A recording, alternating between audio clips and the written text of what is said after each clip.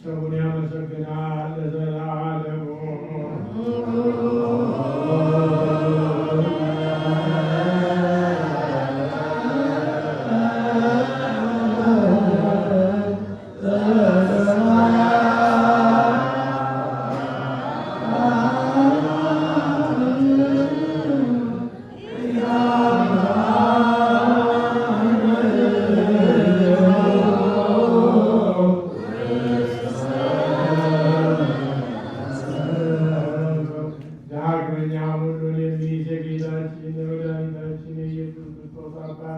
እግዚአብሔርን ማለዳለን ደመናችንን አልናቀም አልተቆጣምና ይቅርታውን ከእኛ አላራቀምና አምላካችን እግዚአብሔር ይቅር ባይ ስለሆነ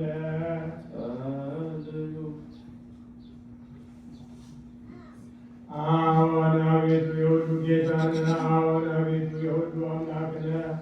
አዎን አቤቱ የሁሉ ንጉሥ ነህ። አዎን አቤቱ ሁሉን የያዝህ ነህ። አዎን አቤቱ ሁሉን የምትገዛ ነህ። አዎን አቤቱ ሁሉን የምታድን ነህ።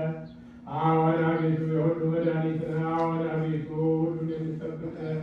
አዎን አቤቱ ሁሉን የምትመግብ ነህ። አዎን አቤቱ በእውነት የሁሉ ገዢ ነህ። የልጅህን ሥጋ ከእኛ ሥጋ ጋር አንድ እንዳደረግ የአንተ መሲህ ደም ከእኛ ደም ጋር አንድ እንዳደረግ እንዲሁ አንተን መፍራትን በልቡናችን በጎ አምልኮትን በሕሊናችን ጨምር። ሥጋውያን የምንሆን እኛ ግን የሥጋን ሕግ እናስባለን፣ የሥጋን ሥራ እንሰራለን፣ በሥጋ መንገድ እንሄዳለን። አንተ ግን የመንፈስን ሕግ አስተምረን፣ የመንፈስንም ሥራ አስረዳ፣ የመንፈስንም መንገድ ምራ።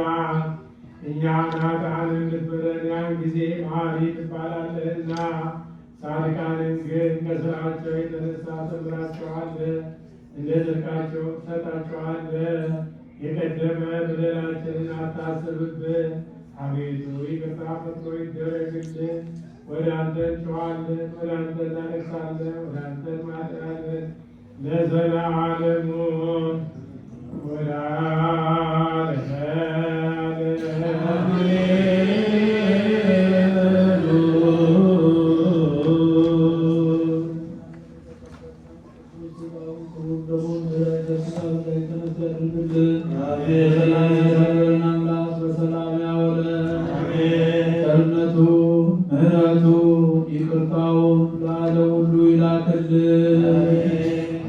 ኢትዮጵያን ተዋሕዶ እምነታችን ከፈተና ይጠብቅልን።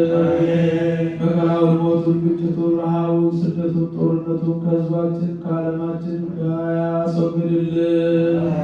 ሰላሙን፣ አንድነቱን፣ ፍቅሩን፣ መተሳሰቡን ለሕዝባችን ይመልስልን። አምላካችን እግዚአብሔር በቸርነቱ ይህ የመከራ ዘመን ያሳጥርልን። የታመሙትን በሃይማኖታቸው ምክንያት በተጎዱትን ያረፉት በሰማዕትነት ያረፉትን ወገኖቻችን ሁሉ በቸርነቱ በመንግስቱ ያሳርፍልን። ከቤት ንብረታቸው የተፈናቀሉትን በሕይወታቸው ላይ ጉዳት የደረሰባቸውን ወገኖቻችን ሁሉ ወደ ሕይወታቸው፣ ወደ ኑሯቸው፣ ወደ ሰላማቸው ይመልስልን። ይህች ቤተክርስቲያን በገንዘባቸው፣ በጉልበታቸው፣ በእውቀታቸው፣ በጸሎታቸው ጊዜ እያሰቡ የሚያገለግሉትን አገልጋዮቿን፣ ካህናቱን፣ ዲያቆናቱን፣ ምዕመናኑን፣ ወንዶችንም ሴቶችንም በሕይወተ ሥጋ በሕይወተ ነፍስ በረጅም ዕድሜ በሙሉ ጤንነት ይጠብቅልን። የታመሙትን በየሆስፒታሉ በየቤታቸው ሆነው ምሕረት የሚሹትን የምሕረት እጁን ዘርግቶ ይፈውስልን። ከጻድቁ አባታችን አቡነ አረጋዊ ከቅዱስ ሚካኤል ከሰማዕቱ ከቅዱስ ጊዮርጊስ ረድኤቱን በረከቱን ያሳድርብን።